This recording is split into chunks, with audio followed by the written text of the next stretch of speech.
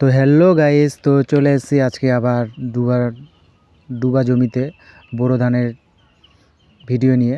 তো এই ভিডিওটা অ্যাকচুয়ালি আজকে আমার এই এই বোরো ধানের গাছের বয়স প্রায় আমার 2 মাসের কাছাকাছি হয়ে যাচ্ছে, 52 থেকে 55 দিন হতে চলেছে। তো এটা আমি প্রথম চাপান সারের ভিডিও করেছিলাম, তার প্রায় আরও 1 মাস পর প্রায় আজকে 52 দিনের মাথায় আবার দ্বিতীয় চাপান সার দিতে চলেছি। তো এই দ্বিতীয় চাপান সারে কী কী দিতে হয় সেটা নিয়ে আজকে কথা বলবো। তো আমাদের মালদা জেলার মুখ্যত মালদা জেলায় যে বোরো ধানটা চাষ হয়, এখন এই দ্বিতীয় চাপান সারে ওই এনপিকে ডিএপিকেও এখন দেয় না। কারণ এই সময় মানে সারগুলো যত তাড়াতাড়ি জমিতে মিশবে তত তাড়াতাড়ি গাছ সেটাকে শোষণ করবে বলে তাড়াতাড়ি গাছটা বৃদ্ধি হবে, তারপর ফল টল আসবে, ফুল টুল আসবে। তো এই সময় আমরা ওই ইউরিয়া আর পটাশ, এমওপি এই দুটো সারই মুখ্যত ব্যবহার করি।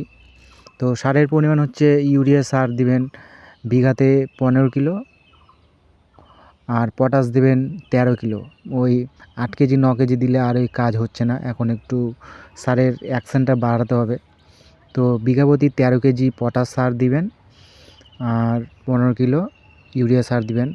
তো আমাদের দিকে তো ইউরিয়া সারের বস্তার প্যাকেট এখন 45 কিলো হয়ে গেছে। তার মানে যদি আপনারা 1 বস্তা নেন, সেটাকে 3 বিঘা জন্য ব্যবহার করবেন ইউরিয়া সারটা। আর পটাশ তো 50 কেজিরই বস্তা হয়, সেটা ওই 4 মানে 1 বস্তা যদি কেনেন সেটা 4 বিঘার জন্য করতে পারেন। মানে 4 তেরং 52 হচ্ছে, ওই 13-14 করে কিলো করে দিলে খুব ভালো কাজ করে। আর এর সঙ্গে মানে একটা দানা বীজ দিয়ে দেবেন, কারণ এই সময় যদি মাজরা পোকা অ্যাটাক করে গাছ কিন্তু হবে না, কারণ এই সাদা সাদা শিশি বের হবে, কোনো ফলের শীষ হবে না। এই সময় মাজরা পোকা মারার জন্য দানা বীজটা দেবেন। অনেকজন মানে স্প্রে করে, কিন্তু মানে স্প্রে তো বেশি অ্যাকশান থাকে না না, ওই 6-7 দিনে ওই মানে স্প্রে করা অ্যাকশান ওই বীজটা শেষ হয়ে যাবে। আর দানা বীজটা দিলে ওর অ্যাকশানটা ধরো যে থেকেই যাবে প্রায় 15-20 দিন, 1 মাস। তো এটা দেওয়ার চেষ্টা করবেন।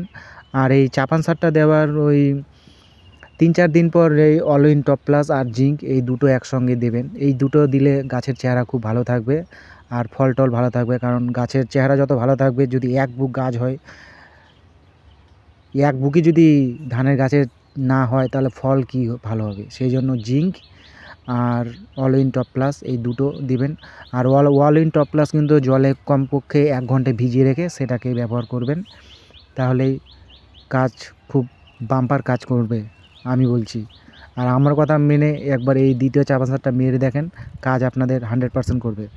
আর লাস্ট একটা কথা বলতে ভুলে গেছিলাম, আমরা যে ন্যাপথালিন নিয়ে ব্যবহার করি যাতে জামা কাপড়ে কোনো পোকামাকড় না ধরে, বাক্সের মধ্যে যে রেখে দেয় না ন্যাপথালিন, সেই ন্যাপথালিনগুলিটা বেটে গুঁড়ো করে সারের সঙ্গে মিক্সচার করে দিলেও খুব ভালো কাজ করে। তো আজকের ভিডিওটা বাস এতটুকুই, দিলে আপনাদের গাছের চেহারা একবার বাম্পার থেকে বাম্পার থাকবে। তাহলে এইখানেই বাই বাই, টাটা।